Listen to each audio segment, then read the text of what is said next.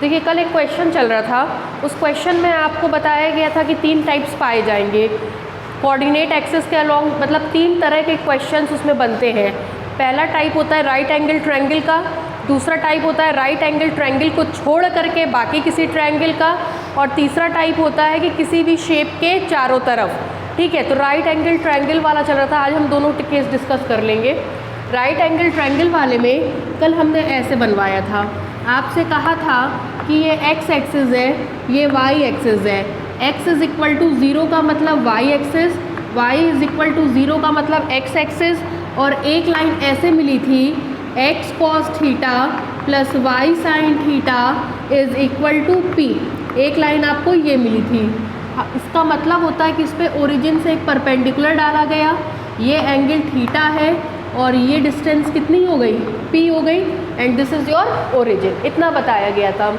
कहते ऐसे केस में इसके अलोंग p फोर्स लग रहा है, इसके अलोंग q फोर्स लग रहा है, और कहते ऐसे क्वेश्चन में पहला फोर्स प्लस x एक्सिस के अलोंग प्लस y एक्सिस के अलोंग और तीसरा उसके रिजल्टेंट के अलोंग लेते हैं। यहाँ तक कि हमने ये भी कहा था कि घर जा कर के दूसरे तरीके से लगा करके देखिएगा, रिजल्ट गलत आएगा।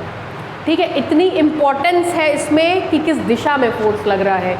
अगर आप इसके साथ छेड़छाड़ करेंगी 101% गारंटी रिजल्ट नहीं आएगा। इसीलिए बहुत से बच्चे, मतलब हम आपको 60-70% बच्चे बता दें इस तरह के क्वेश्चंस गलत करके आते हैं, और इस तरीके में एक क्वेश्चन फिक्स है एग्जाम में आना। ठीक है, हम लोग कॉपी चेक करते हैं, 60-70% बच्चों की कॉपी गड़बड़ रहती है क्योंकि वो ये टेक्निक पकड़ ही नहीं पाते। आप भी बुक खोल के देखिए, आपकी बुक में ऐसा कोई नियम नहीं दिया गया है जैसा हमने बताया है। ठीक है, ये मेरे खुद के दिमाग से हमने बताया है आपको कि ऐसा ऐसा होता है, वरना ये नियम कहीं नहीं दिया गया है। ठीक है, कल हमने आपको x निकालना बता दिया था, ठीक है, y निकालना बता दिया था, r निकालना बता दिया था। x y r निकलते ही आपका रिजल्टेंट निकल गया। ठीक, अब आपको लाइन ऑफ एक्शन का इक्वेशन निकालना है, equation of line of action. ठीक, इसके लिए आपको g की ज़रूरत पड़ेगी। g कैसे निकालते हैं अब वो बता रहे हैं, बहुत ध्यान से देखिएगा। g का मतलब होता है ये कोई फोर्स काम कर रहा है, ये कोई बिंदु है जिसके अबाउट इसका मूवमेंट निकालना है। Movement of f about o, ये आपको फाइंड आउट करना है, क्योंकि आपको पता है g भी मूवमेंट होता है किसके अबाउट, ओरिजिन के अबाउट। यहाँ पे 3 फोर्स है P Q R, तो P Q R का मूवमेंट निकालना होगा किसके अबाउट, O के अबाउट। तो यहाँ पे भी किसी फोर्स का मूवमेंट निकालना है किसके अबाउट, O के अबाउट। कैसे निकालते हैं वो देखिए। कहते क्या है, जिस भी फोर्स का जिस पॉइंट के अबाउट मूवमेंट निकालना है उस पॉइंट से इस पर परपेंडिकुलर डाल दीजिए। इस परपेंडिकुलर की डिस्टेंस मान लीजिए f है, तो मूवमेंट होता है F इंटू डी। चूँकि ये इसके अबाउट ऐसे घूमेगा या फिर ऐसे घूमेगा, शॉर्टेस्ट डिस्टेंस ये है तो हम इसको ना लेकर के इसको लेंगे, ये क्लॉकवाइज होगा, इसलिए ये क्या आएगा, नेगेटिव आएगा। ठीक है, मान लीजिए इस O को हम और नज़दीक ले आए, डिस्टेंस कम हो जाएगी। O को और नज़दीक ले आए, डिस्टेंस कम हो जाएगी। O को और नज़दीक ले आए और कम हो जाएगी। O को इसी रेखा पर ले आए तो डिस्टेंस 0 हो जाएगी। जैसे ही यहाँ D की जगह 0 रखेंगे तुरंत G की वैल्यू क्या आएगी, 0। कब, when point O is at line of action. इसका मतलब अगर जिस पॉइंट के अबाउट मूवमेंट निकालना है वो लाइन ऑफ एक्शन पे होगा तो अपने आप मूवमेंट क्या हो जाएगा, ज़ीरो। इसको रट लीजिएगा, कहीं नहीं है किताब में, बस हम ही बता देते हैं ये। अगर जिस भी पॉइंट के अबाउट मूवमेंट निकालना है वो लाइन ऑफ एक्शन पे होगा तो मूवमेंट क्या आएगा, ज़ीरो। ठीक है, अब यहाँ आइए, सबसे पहले हमको P का मूवमेंट ओरिजिन के अबाउट निकालना है,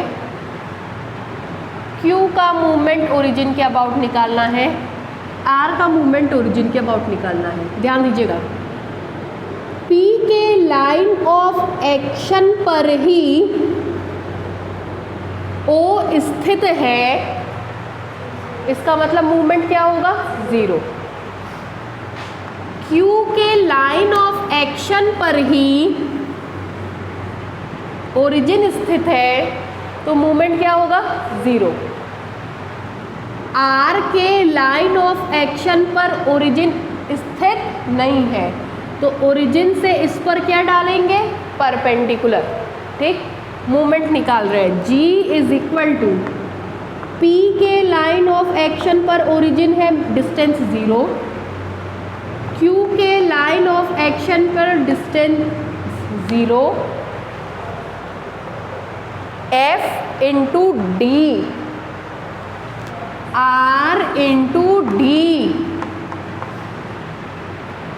मतलब D का मतलब यहाँ पे क्या है, P, R इंटू P। ये इसके अबाउट ऐसे घूमेगा, भाई तीर ऐसे है तो ऐसे ही तो घूमेगा। कौन सा डायरेक्शन हो गया, एंटी क्लॉकवाइज, तो कैसा आएगा, positive. G is equal to R into P। ठीक, अब उसके बाद लाइन ऑफ एक्शन का इक्वेशन पेज पलट के देखिए क्या होता है। Hence equation of line of action of resultant force क्या होता है, x y minus y x is equal to g. This implies x y का मान बोलिए क्या आया था कल,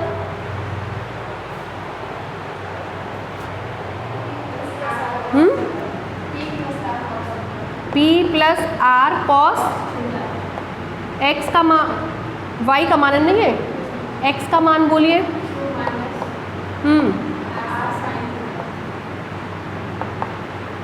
is equal to R into P. ये इक्वेशन समझ में आया तरीका, लिखिए, उसी के नीचे से लिखिए, since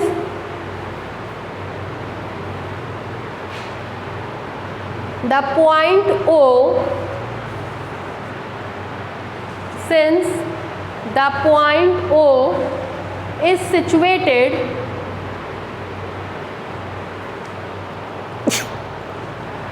since the point O is situated at the line of action, at the line of action of resultant force P and Q, line of action of forces P and Q, resultant काट दीजिएगा।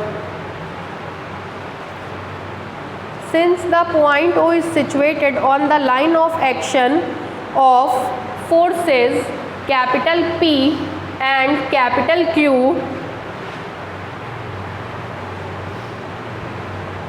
comma, therefore the movement of P and Q, therefore the movement of capital P and Q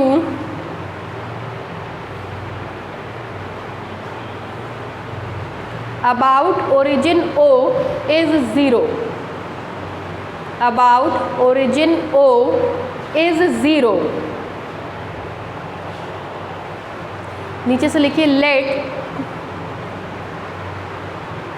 let capital G be the resultant movement. Let capital G be the resultant movement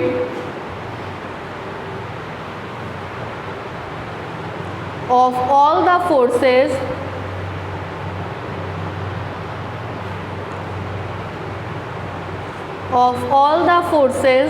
about origin O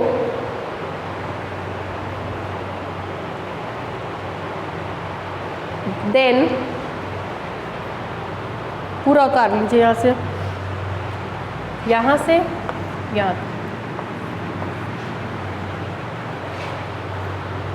संजोग से इस question का solution नीलकमल में गलत दिया हुआ है और बच्चे बहुत परेशान होते हैं, ये चीज़ गलत दी गई है। आरपी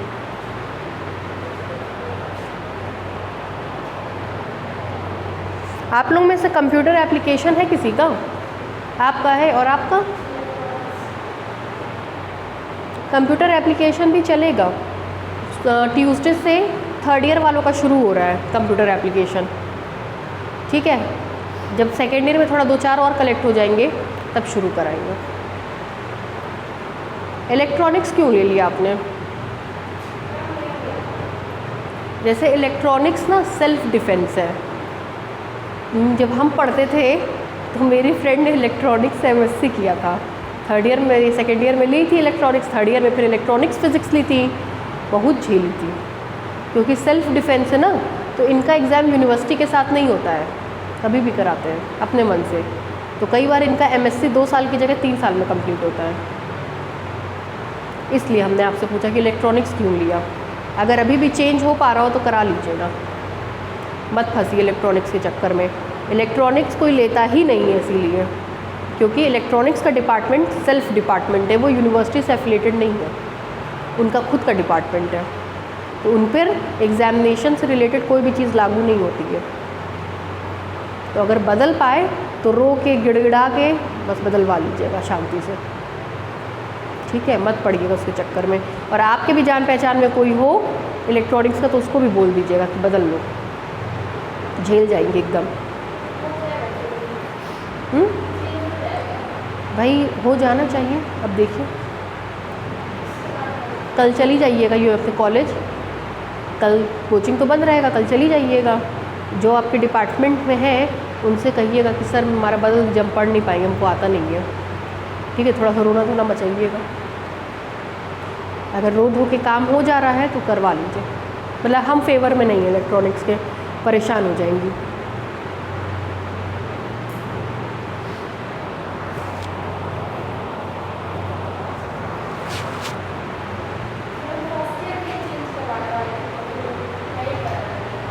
सेकेंड ईयर में करा के देखिए, और सेकेंड ईयर में अगर नहीं करते तो थर्ड ईयर में छोड़ दीजिएगा, थर्ड ईयर में एकदम छोड़ दीजिएगा, मतलब गलती से भी मत पढ़िएगा।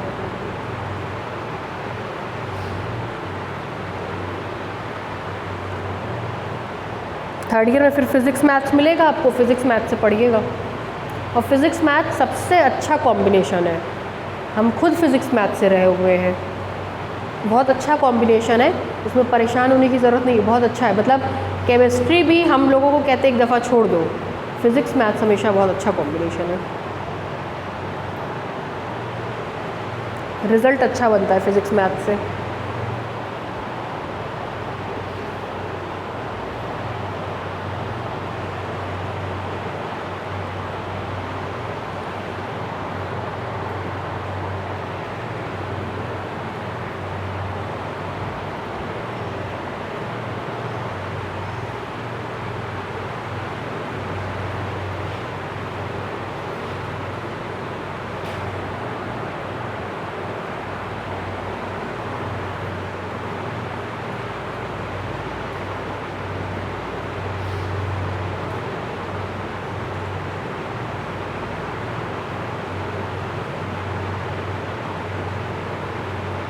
ये टाइप समझ में आया?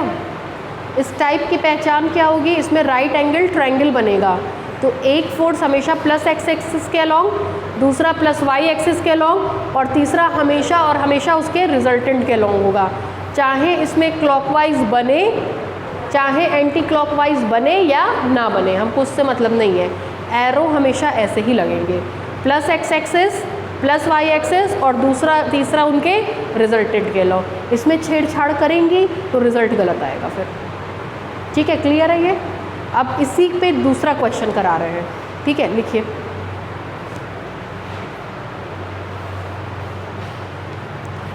लिखिए forces capital P comma capital Q comma capital R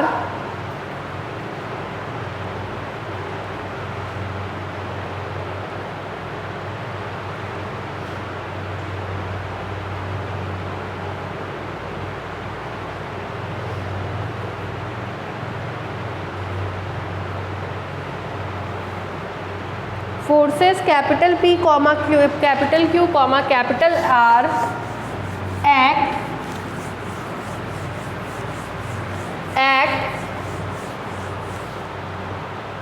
the sides of a triangle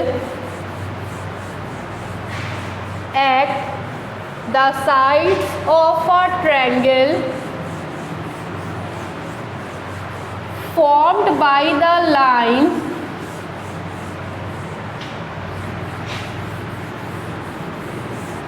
formed by the lines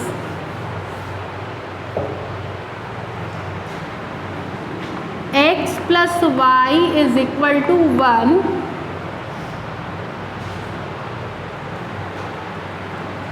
y minus x is equal to 1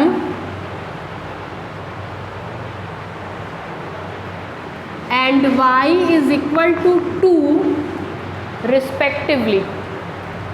पहले वाले और दूसरे वाले में क्वेश्चन में से कोई भी एक आपको पेपर में मिल जाएगा। y is equal to 2 respectively. Then find the magnitude of the resultant. Then find the magnitude of the resultant. Then find the magnitude of the resultant and equation of line of action and equation of line of action of resultant force.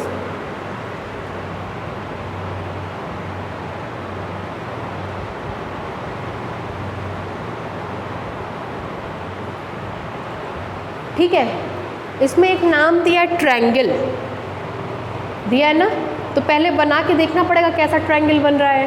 अगर right angle triangle बनेगा तो पहला वाला नियम follow करेगा जो भी हमने बताया। अगर राइट एंगल ट्रायंगल नहीं बनेगा तो दूसरा नियम फॉलो करेगा। देखिए कह रहा है 3 फोर्सेस हैं P Q R और वो तीनों इन लाइन के अकॉर्डिंग लग रहे हैं। तो कह रहा है कि R मतलब रिजल्टेंट का मान बताइए और रिजल्टेंट के लाइन ऑफ एक्शन का इक्वेशन बताइए। डायग्राम देखिए। सबसे पहला काम होता है x एक्सिस और y एक्सिस को बना लेना। बन गया, ये ओरिजिन है। इन 3 लाइन को ट्रेस करना है। चूँकि तीनों समीकरण x और y में लीनियर इक्वेशन है, एक घात का समीकरण है, तो जाहिर सी बात है ये स्ट्रेट लाइन को दिखा रहा होगा। लाइन की ट्रेसिंग कैसे करते हैं? मान लीजिए हमारे पास है x plus Y is equal to 1। इसकी ट्रेसिंग कैसे करेंगे, कुछ जानती हैं आप लोग?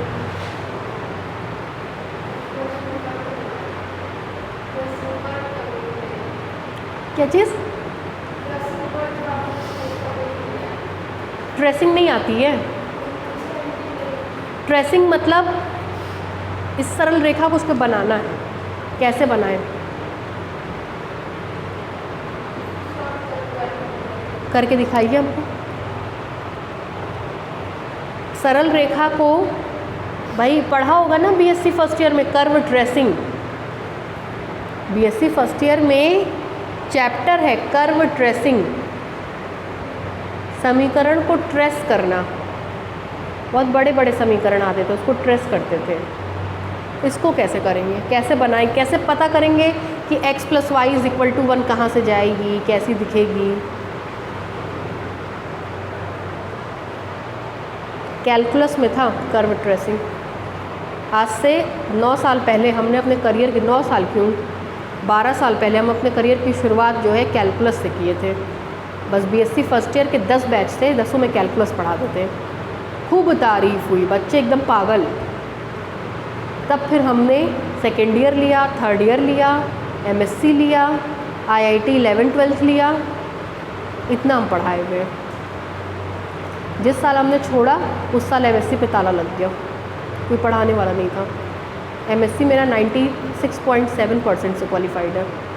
आज भी हमको एमएससी की पढ़ाई रटी हुई है।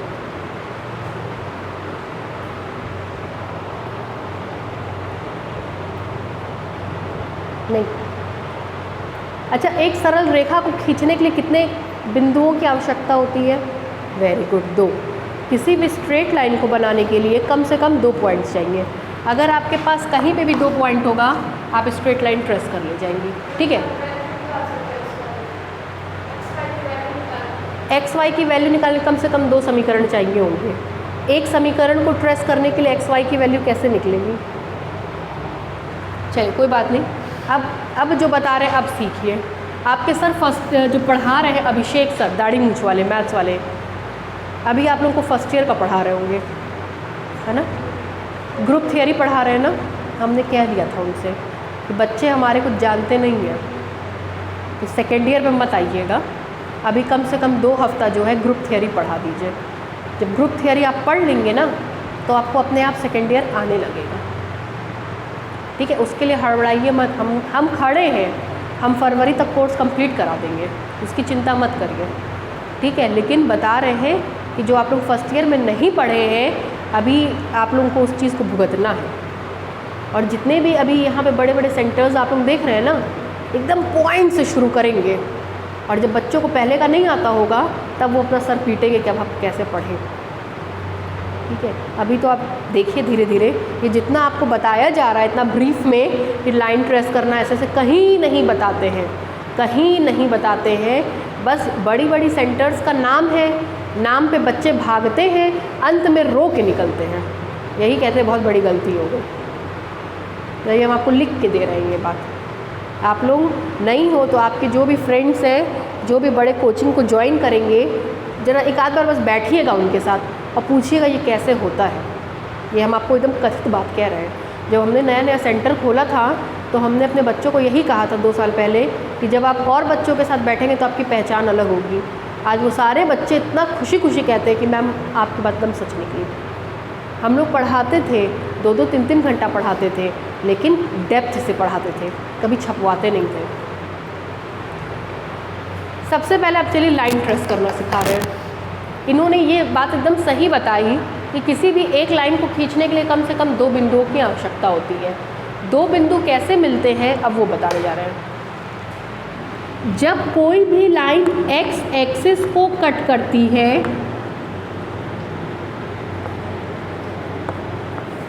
तो y = 0 होता है, और जब कोई भी लाइन y एक्सिस को कट करती है तो x = 0 होता है। ये नियम होता है। जब इस समीकरण में आप y की जगह 0 रखोगे तो x का मान कितना आएगा? 1। x = 1। और जब इसी समीकरण में x की जगह 0 रखोगे तो y का कितना मान आएगा? 1। ठीक, कोऑर्डिनेट लिखते टाइम हमेशा पहले x को लिखते हैं और फिर y को लिखते हैं। x को लिखेंगे और y को लिखेंगे तो क्या मिलेगा? 1, 0। x को लिखेंगे और फिर y को लिखेंगे तो क्या मिलेगा? 0, 1। 2 पॉइंट मिल गया। पहला पॉइंट है आपका 1, 0। 1, 0 का मतलब x एक्सिस पे 1 दूरी, y एक्सिस पे कोई नहीं। ये तो ट्रेस करने आता है ना। दूसरा है 0, 1। 0, 1 मतलब x एक्सिस पे 0 दूरी और y एक्सिस पे 1 दूरी।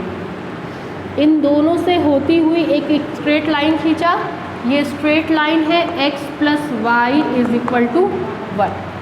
ठीक, दूसरा है आपका y minus X is equal to 1। ठीक, 2 पॉइंट चाहिए होंगे। जब ये x एक्सिस को कट करेगी तो y बराबर 0, और जब ये y एक्सिस को कट करेगी तो x बराबर y का मान 0 रखते ही x की वैल्यू आएगी -1, और x का मान 0 रखते ही y की वैल्यू आएगी 1। कोऑर्डिनेट लिखते टाइम पहले x को लिखते हैं फिर y को, कोऑर्डिनेट लिखते टाइम पहले x को लिखते हैं और फिर y को। एक पॉइंट हो गया आपका 0,1 और दूसरा पॉइंट हो गया -1,0। x वाला कोऑर्डिनेट नेगेटिव है तो इधर भागेंगे, इतनी ही दूरी पे हमको मिलेगा -1,0। ये हमारी दूसरी लाइन हो गई, और इस लाइन का नाम है y minus X is equal to 1। तीसरी लाइन है आपकी y इज इक्वल टू 2। जरा देखिएगा,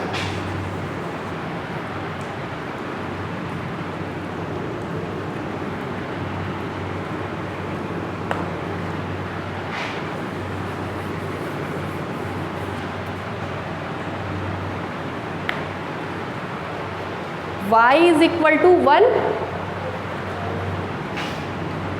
y is equal to 2। y is equal to 2 का मतलब x एक्सिस के समानांतर एक रेखा y इज इक्वल टू 2। इतने में कोई दिक्कत? अब हमको उस त्रिभुज को ढूंढना है जो इन तीनों सरल रेखाओं से घिरा हुआ हो। ये भी है, ये भी है। सरल रेखा से कौन सा घिरा है, हम उसको डार्क कर रहे हैं, जरा देखिएगा। एक रेखा ये थी, एक रेखा ये थी, एक रेखा ये थी। कौन सा घिरा? ऊपर वाला। इस ट्रायंगल को लिए, इस ट्रायंगल को नाम दे रहे हैं ए बी सी का। ठीक है, राइट एंगल ट्रायंगल है? नहीं। समकोण त्रिभुज है? नहीं। तो या तो सब क्लॉकवाइज होंगे या तो सब एंटी क्लॉकवाइज। एंटी क्लॉकवाइज ले लेते हैं। इस लाइन के अकॉर्डिंग कह रहा है एंटी क्लॉकवाइज का मतलब ये 1 2 3 है ना। इस लाइन के अलॉन्ग कह रहा है P लग रहा है, इस लाइन के अलॉन्ग कह रहा है Q लग रहा है, इस लाइन के अलॉन्ग कह रहा है R लग रहा है। देख लीजिए, बन गया एंटी क्लॉकवाइज। ये दूसरा टाइप था। छेड़छाड़ करेंगे रिजल्ट गलत आएगा। आगे बढ़े, इतने में कोई दिक्कत? अब हम चल रहे हैं एंगल निकालने। ठीक है, देखिएगा, x plus Y is equal to 1। कभी सुना है y is equal to mx plus C? सुना है? y is equal to mx plus C. m का मान कितना आया? -1। -1 का मतलब होता है 135 degree. m is equal to tan theta is equal to -1। tan theta is equal to, इसका मतलब होता है tan 135 डिग्री। एक सरल रेखा पे बना कोण 180 या 180 से कम होगा। 180 से कम में tan 90 की वैल्यू 1, tan 45 की वैल्यू 1, tan 135 की वैल्यू -1। जानते हो तो ठीक है, वरना रट लीजिएगा, 11th क्लास से है ये। ठीक है, ऐसी कंडीशन में थीटा का मान कितना आएगा? 135।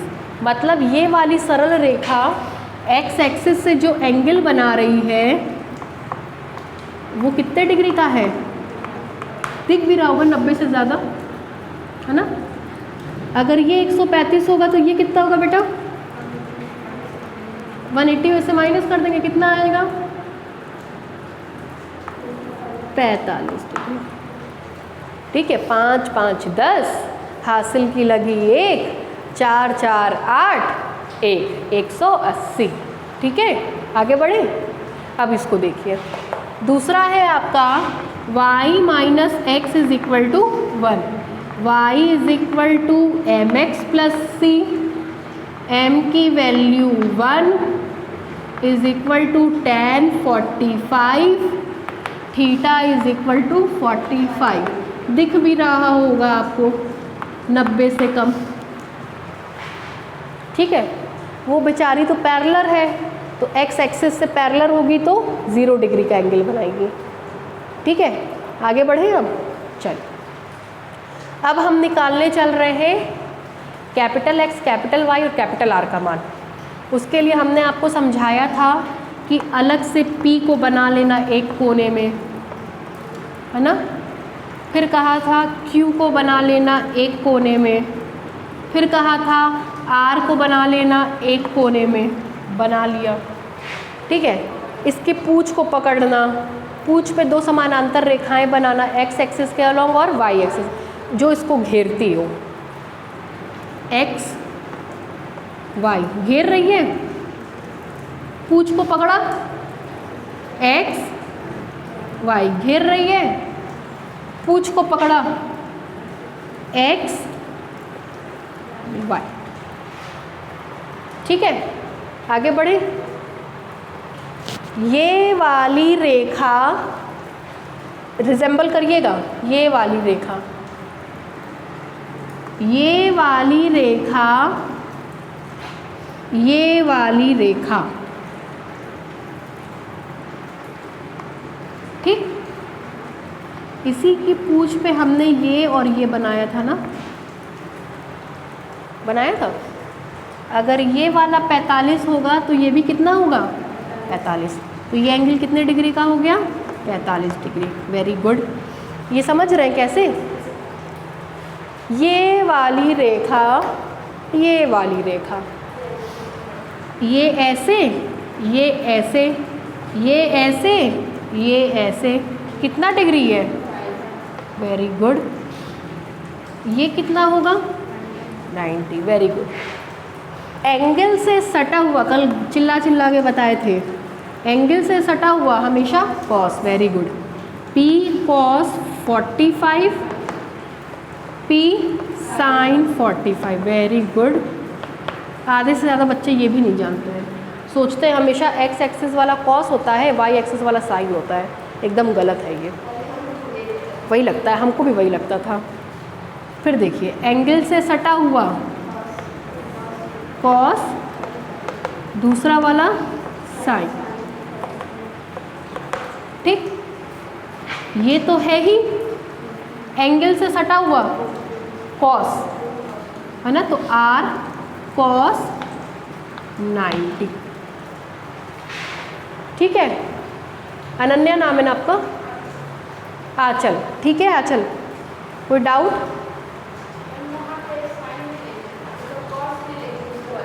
ये तो ऑलरेडी R है भाई, ये तो R है। अब तो ये साइन कैसे बनेगा, एंगल से सटा हुआ कॉस, दूसरा वाला साइन, लेकिन साइन कैसे लिखे, तो ऑलरेडी क्या है R है, ठीक है। आगे बढ़े। अब कैपिटल X, कैपिटल Y और R निकालना, निकलवाइए भैया, हमको तो आता नहीं है। कैपिटल X बोलिए, पहले वाले डायग्राम से, प्लस x एक्सिस की दिशा में है, एज इट इज़ लिख देंगे, क्या आएगा P cos 45। दूसरा वाला प्लस x एक्सिस की दिशा में है, Q cos 45।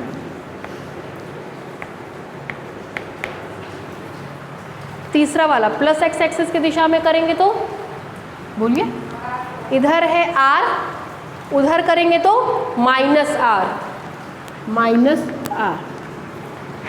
This implies x is equal to P upon cos 45 का मतलब 1/√2, Q cos 40 का मान 1/√2,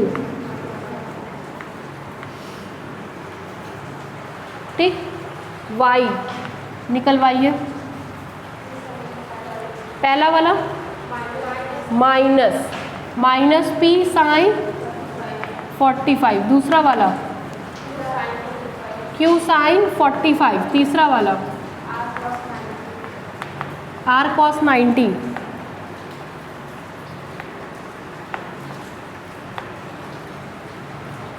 ठीक।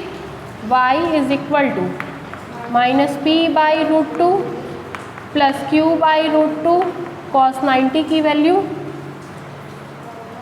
0, कॉस 90 की वैल्यू 0, y मिल गया, x मिल गया, resultant r dash, hence resultant r dash, r dash का मान क्या होता है, अंडर रूट, ये आप लोग क्लास में भी कैलकुलेट करके दिखाएंगे, ठीक है। लिखिए ज़रा, चलिए, क्योंकि r हमारे पास है ऑलरेडी, 2 बार r लिख देंगे तो कन्फ्यूज़न होगा कि ये कौन सा r है। अगर r नहीं होता यहाँ पे तो हम रिजल्टेंट r लिखते, नहीं उसको केवल r से ही करते। देखिए पेज पलट के, वो r o डैश से जाता है, नहीं, जो o से जाएगा वो भी r है, जो o डैश से जाएगा वो भी r है। o वाले को रिजल्टेंट फोर्स कहते हैं, o डैश वाले को सिंगल रिजल्टेंट फोर्स कहते हैं।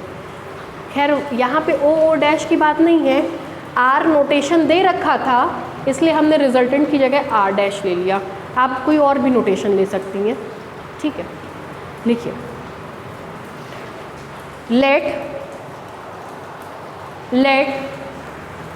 the three forces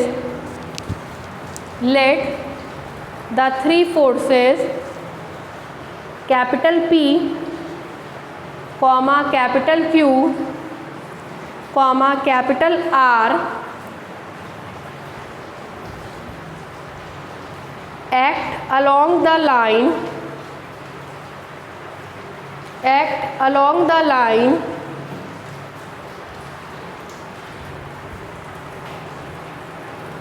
x plus y is equal to 1, x plus y is equal to 1, comma y minus x is equal to 1, comma y is equal to 2 respectively of a triangle,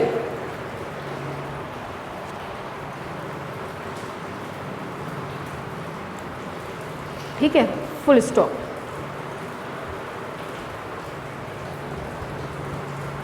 ये लिखवा दें, पता है ना? अच्छा कोई बात नहीं, मतलब ये लिखा नहीं जाता है, अगर आपको नहीं आता हो तो हम भले ही कहीं लिखवाएं, मतलब कन्फ्यूज़न बाद में भूलेगा नहीं ना, पक्का।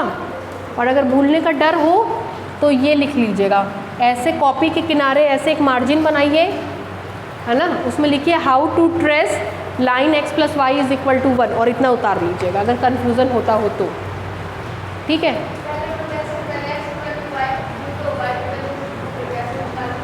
वही है, ये वही चीज़ है, ठीक है। चलिए आगे लिखिए, नीचे से लिखिए clearly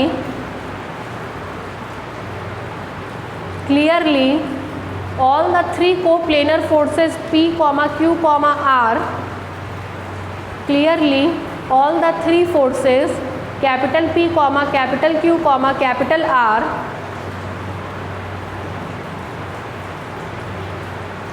act along the sides of a triangle ABC,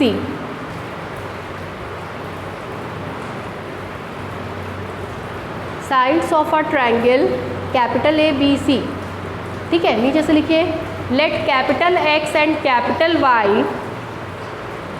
let capital X and capital Y be the algebraic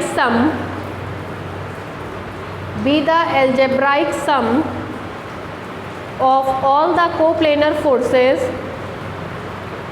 of all the coplanar forces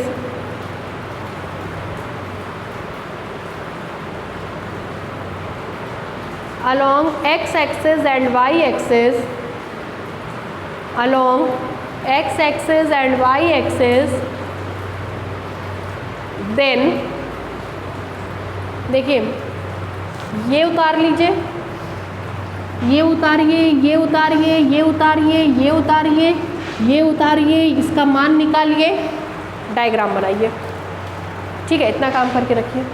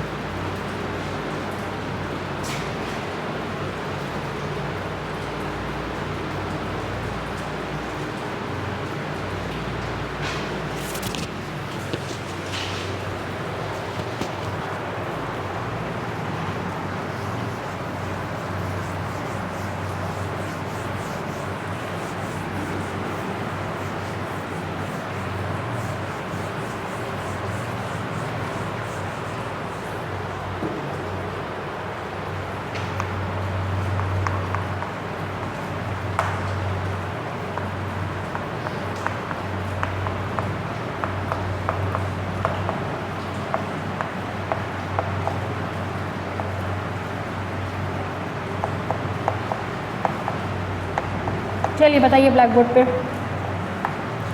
this implies R dash is equal to, formula बोलिए, A square, ठीक, plus B square plus C square plus 2ab, 2ab करेंगे तो 2pq upon 2 से 2 क्या होगा, cancel, 2ab minus plus minus मिल करके minus minus 2qr upon √2, ठीक, फिर इसका इसमें मल्टीप्लाई करेंगे तो फिर माइनस 2pr अपॉन √2। आगे, अब आगे वाले ब्रैकेट को ओपन कराइए, प्लस ए स्क्वायर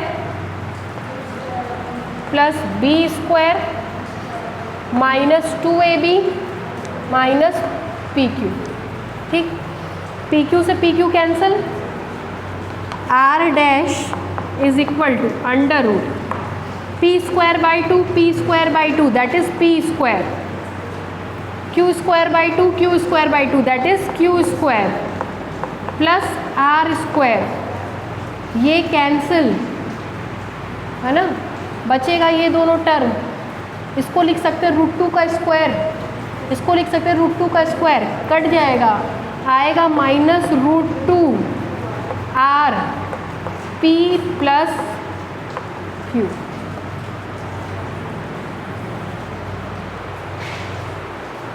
ठीक है, आ गया समझ में? उतारिए इतना, फिर आगे बताएं।